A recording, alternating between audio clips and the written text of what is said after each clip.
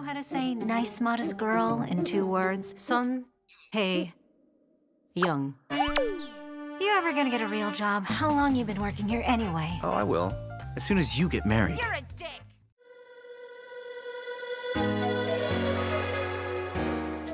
Hi people, welcome back. If it's your first time, my name is Hae-yeong and this is DISBYDEM. Today we're talking about the 2024 Korean drama series No Gain, No Love. I don't know why I said it like that, but let's go. Sure to hit that like button, subscribe, leave your comments, and let's get into it. All right, we went to Prime, guys. I never go to Prime. But I was like, I don't know if you guys have noticed, but I've just had no zeal. And I don't know if this video is going to be posted in 2024 or 2025. Most likely 2025. So Happy New Year! Or Merry Christmas if it's 2024. Or Happy Holidays. I know some of you celebrate Christmas. You're so quick to tell. But I just been zero zeal. I'm waiting for 2024 to end. I need time off, so whenever this gets posted, it gets posted, right? But I've been doing a lot of Netflix. I just think that the platform is easier to navigate than the others, than Prime, Paramount, just all the others. Netflix just has it, down packed the right beat. But I decided to go into, you know what happened? I was rewatching Marry My Husband because they have an English dub version now on Prime. Oh, made it so much more fun. It's a little weird, but if you're high in the middle of the night, it doesn't matter. You watch anything. Shh. No judgment. Anywho, so I was rewatching that, and when I finished, I was just checking, and this came up too, and it also had a dubbed English version. So I was like, heck yeah, let's go. And I decided to watch it. And honestly, I was laughing my head off every episode. It was so fun to watch. They dropped the ball in the last 2 episodes, 100%. It's the perfect example of the end not being worth the entire series. But the rest of the series was worth it in the end, I guess. I don't know, it's a weird way. I think they screwed up the last 2 episodes, but the first few episodes were fine. Is it 12? I think I think this is a 12 episode. Yeah, the last 2 were bossed. It might be not. I don't know. Was that English? Yeah, it is 12 episodes. So the 10 were fine. 11 and 12 were bossed. But the plot, it revolves around Hae-yeong, a driven woman who, upon facing workplace discrimination against single women, concocts a fake marriage with a convenience store worker, Kim Ji-yook, played by Kim Young-dae. Yeah, so that's basically the whole crux of the story. Now, let's go into performances. So, who plays Hae-yeong? I thought that this is the first time I'd seen this woman in anything, and she was fantastic. Honestly, as soon as I saw her, I was like, okay, how old is she supposed to be in the series? Because I know she wasn't in her 20s, but I knew she wasn't in her 40s either. Come to find out that this woman is 40 years old. I was like, good job, girly. She looks fantastic. She looked great. Honestly, beautiful, stunning woman. Her portrayal in this, her acting in this was fantastic. The character, I liked the character for the most part. I think she was very sharp around the edges. And I don't know. I think that whole, my mom loves everybody except me. As a kid, I was on board with it. So her mom was a foster parent, and she would bring kids every other week or month or whatever it is. She was a foster parent. She took in foster children, and Hae-yeong didn't like it because she was an only child and she had to grow up with God knows, I think over 40 brothers and sisters at some point, and she hated the fact because she always felt that her mom loved all the other kids except for her. Now, as a child, full on board. I was on board with her. I was like, Mama, if you're going to take in foster kids, also show love to your child. Show love to them and show love to your child. If you're claiming that they're all your children, then at least try and love them equally. Now, they say that it's not possible to love your children equally. I don't know that I agree, to be honest. I think you can show love equally in different areas for your kids. Maybe that's not the perfect definition of equally loving your children, but Yeah, for me, I'm like, yeah, you can show love equally in different, because I think each child needs to be loved in a different way because they are different people. You can't love one child the same. For example, for me, one of my kids is she's a screen nut. That's how she is. The other one loves to color write and do all that kind of stuff. They're two different people. I can't love one the same way I love the other, because the way I would show love to this one and this one's love language will be most likely different from the other one. It's just the love languages are different. So I think you love your children based on their love languages, and you can love them equally in that aspect. Mama here was not doing that. And I get why she was doing that. They're foster children. They need more attention and more care. But while you're doing that, also give the child that is currently in your house attention and care. If it helps, think of them as a foster child too. And that way it translates in your mind that they also need attention and care. Like, I don't know, trick your mind into doing the right thing, basically. So as a child, I was on board for Hae-yeong. But as an adult still carrying that complex, which granted she will, I was like, no, that's what therapy is for. Go get you right. Because all of this nonsense that you're doing, a lot of the things that she would say to her foster sisters, it was mean. It was mean and uncalled for. And everything they did was because they loved her. So why speak to them like that? And just because your attitude is like that, it's fair? Nah, the adult one, I was like, get therapy. That's what therapy is for. Don't get me wrong, I'm not whitewashing what she had to go through. I know that because of her childhood, she grew up into the person that she is. But as an adult, that's what you seek therapy for.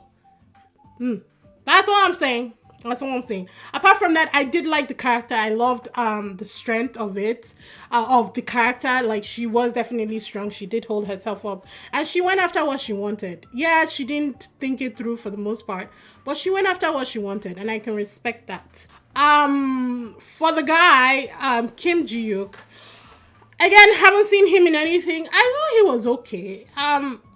I liked him, and their chemistry wasn't bad. However, when it came to the romantic scenes, and he was supposed to be, intently gazing at her, I don't know, it wasn't giving for me. I think it's the baby face. He looks so young, and he was also giving Elf when he did the whole suit and the transformation when they were trying out tuxedos for the wedding.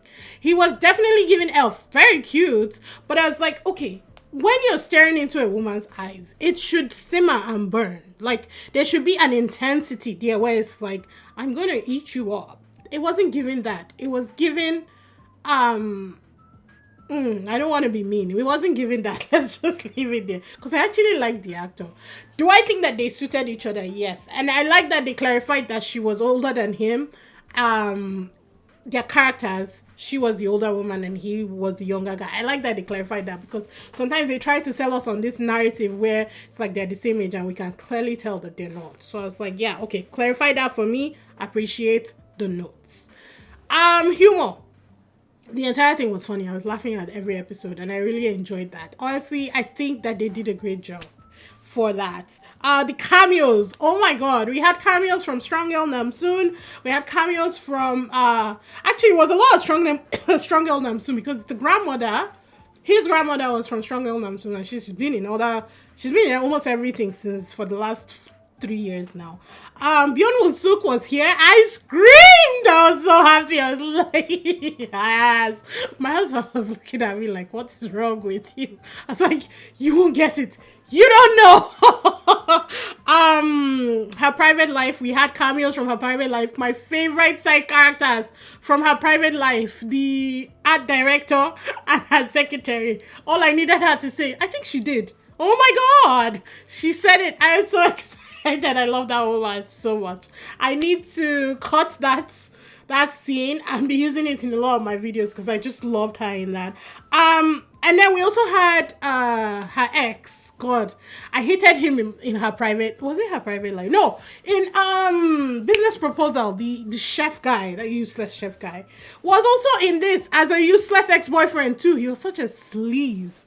That scene though, where he was running to go and meet Hae-yeong and his fiance or his wife, I think she was his wife at this point, downstairs, that was cinematic gold. That was absolutely fantastic. He did a killer job in it. The person that actually stole the show in this was Lee Sang-gi, who played Bok-gyu. Hyun. He stole the show. Every time he was on the screen, I was transfixed. He was funny. He was emotional. He was going through something very serious throughout the entire thing. He was falling. He stole the entire show for me. I could care less about Hae-yeong and what's his name? Ji-wook. Care less about them. Give me Gyo-hyun any day, anytime. Because every time the president showed up, I was here for it. He literally stole the show. I think he and the girl that he was falling in love with, what was her name? Jaeon? Yes. They were so good that they had their spin-off. However, I didn't really like the spin-off. I watched it. It was 2 episodes. It was a lot. They tried to do a lot of sexual things. It wasn't working for me. I think she may be in the imbalance in the chemistry there, but we're not talking about it. But Lee Sang-gi managed to steal the show 100%. He's so interesting to watch. I'm even watching Hometown Cha-Cha right now. And he's in that too. He's not as captivating yet. I mean, he just came on the scene, as the love interest, for the female lead. So we'll see how that goes. But I really enjoyed him in No Pain, No Gain, No Love. He was fantastic. Oh, there was another scene that he was in, the vibrator lightsaber beatdown. I was dying. I could not laugh any harder. Honestly, This show was funny. I enjoyed it. It's the best way that I can say. The letdown for me were the last 2 episodes. I think it almost felt like they ran out of steam. And I wasn't really sure how that could happen. I was like, okay, what exactly happened that the last 2 episodes, which were the most crucial of them all, were the letdown of the entire series? The whole thing, him finding out that he's actually, from a rich family, and then things just working out with his brother, and I'm like, what exactly are we children? Who wrote this? Because it didn't make any sense the way everything settled. It did, but it didn't. I get it that he was already creating this friendship with his brother without actually knowing that he was his brother. But when things come to a head, and when it comes to inheritance, nobody's that laissez-faire. Is that correct? God, just stick to words that I know. Nobody's that chalant, Why I say it like that? Nobody's that cool, calm, and collected. So the end where it was just like, yeah, bro, and they were happy about it. I was like, this is not how life works. Go away for a bit. And then, I don't know, I just felt like it was too easy the way that got settled. I knew that he would create that relationship with his brother in the end, being the way he is. He's a very hard, and I'm talking about Ji-wook here, guys. He's a very hard person to hate, but the way they ended it was too seamless. Even with the father being there, I was like, no, this is not how life works. He's talked about how he hates his father, he blah blah blah blah blah all throughout this whole time, and then he's just standing there and he's okay with it. No, that wasn't right. In the end, each character added their own drama and the exploration of love, social norms, and personal growth. Honestly, they each brought that into the show, and it made it a multi-dimensional and enriching experience for the most part. Like I said, the last 2 episodes were a letdown. And what did I end up giving this show? Hold up, wait a minute. Let me put my 2-step in it. Yeah, my saliva just tried to kill me there. For a scale, I gave it an 8.5 because, again, the last 2 episodes were a drag. However, the first 10 episodes were very, very interesting and captivating, and I like the way they would switch between the main leads and the supporting characters. The supporting characters always stole the show for me. The other sister, being pregnant, that was, honestly, they could have done without that whole scene. I didn't really care. But Gyu-hyun and what's her name? Jaeon's story, I thought that was a good thing. They could have created a whole series just on them. That's what they tried to do with the spin-off, but we already knew the whole story. I'm saying their own story could have been an entire series on its own because it was so captivating and so interesting to watch. Plus, I didn't understand how they would fix the rift between them. So that was really what I was waiting for. With their chemistry and their intensity was so strong. Knowing that and this whole boulder in between them, how are they going to, destroy it or go around it? I thought that was a lot more interesting story to watch. That dynamic was a lot more interesting to watch than Ji-wook and Hae-yeong.